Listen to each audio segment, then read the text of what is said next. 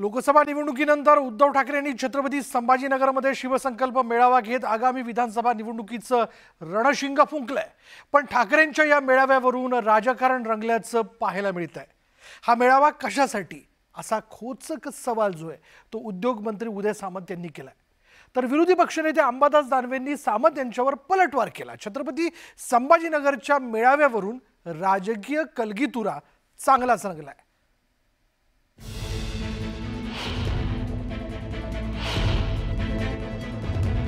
लोकसभा निवडणुकीत छत्रपती संभाजीनगरची जागा उद्धव ठाकरेंना राखता आली नाही। हा पराभव ठाकरेंच्या चांगलाच जिव्हारी लागलाय। त्यामुळेच लोकसभा निवडणुकीनंतर उद्धव ठाकरेंनी छत्रपती संभाजीनगरमध्ये शिवसंकल्प मेळावा घेतला। लोकसभा निवडणुकीत छत्रपती संभाजीनगरमध्ये चंद्रकांत खैरेंना पराभवाचा सामना करावा लागला। मुख्यमंत्री शिंदेंच्या नेतृत्वातील शिवसेनेचे उमेदवार संदीपान भुमरेंनी खैरेंना पराभूत केलं। या पराभवाच्या पार्श्वभूमीवर उद्धव ठाकरेंनी आगामी विधानसभा निवडणुकीची मोर्चे बांधणी सुरू केली आहे। म्हणून मी आज संभाजीनगरमध्ये हक्काने आलेलो आहे। पराभव जिवारी लागला तरी सुद्धा आलेलो आहे। मी संभाजीनगर सोडणार नाही। तुम्ही सोडणार आहात काय?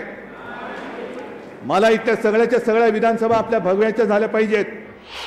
छत्रपती संभाजीनगरमध्ये शिवसेनेची राजकीय ताकद आहे। गेल्या विधानसभा निवडणुकीत शिवसेनेनं 6 जागा जिंकल्या होत्या, पण शिवसेनेतील बंडानंतर बहुतेक आमदारांनी एकनाथ शिंदेंसोबत जाणं पसंत केलं।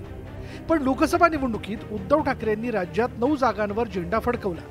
मात्र छत्रपती संभाजीनगरमधील पराभवाचा वचपा काढण्यासाठी ठाकरेंनी आत्तापासूनच राजकीय जुळवाजुळव सुरू केली आहे। कारण आता 3 महिन्यानंतर विधानसभेच्या निवडणुका येत आहेत। कालची जी लढाई होती ती आपल्या देशाची, संविधानाची आणि लोकशाहीची लढाई होती, आणि ही विधानसभेची निवडणूक येणार आहे ती महाराष्ट्राच्या अस्मितेच्या अस्तित्वाची लढाई आहे। प्राणपणाने लढेन, पण माझ्या शिवरायाच्या भगव्याला कलंक लागू देणार नाही ही शपथ घेऊन मी मैदानात उतरलेलो आहे।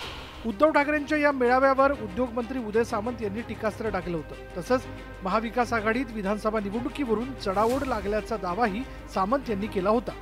हा मेळावा नक्की कशासाठी आहे त्याच्याबद्दल मात्र नक्की संभ्रमावस्था आहे।